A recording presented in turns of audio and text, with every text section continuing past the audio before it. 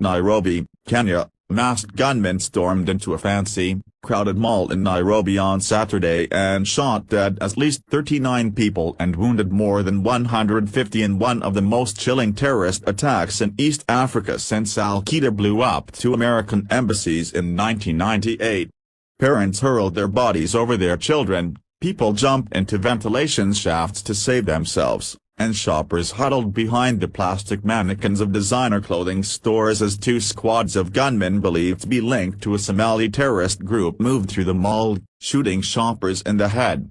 Hours later, the mall's gleaming floors were smeared with blood as police officers dashed through the corpse-strewn corridors, trying to find the assailants. A standoff with the attackers, who were reported to be heavily armed and holding an unknown number of hostages, continued as the sun rose on Sunday. The mall, called Westgate, is a symbol of Kenya's rising prosperity, an impressive five-story building where Kenyans can buy expensive cups of frozen yogurt and plates of sushi. On Saturdays, it is especially crowded, and American officials have long warned that Nairobi's malls were ripe targets for terrorists, especially Westgate, because a cafe on the ground floor, right off the street, is owned by Israelis. Fred Gagagateritz, an official with the African Union, was having coffee at that cafe around noon when he heard two deafening blasts. He cowered on the floor and watched 8 gunmen with scarves twisted over their faces firing at shoppers and then up at Kenyan police officers who were shooting down from a balcony as panicked shoppers dashed for cover.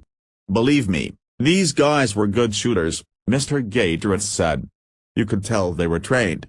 Several witnesses said the attackers had shouted for Muslims to run away while they picked off other shoppers, executing them one by one. The mall, one of Nairobi's most luxurious, with glass elevators and some of the most expensive shops in town, is also popular with expatriates. It has served as the place for a power lunch, to catch a movie, to bring children for ice cream. 4 Americans were believed to have been injured in the attack, American officials said, and none were reported killed. Secretary of State John Kerry, who called the attack a heartbreaking reminder that there exists unspeakable evil in our world, said the wife of a local employee of the American government was among the dead. 2 Canadians, one of them a diplomat,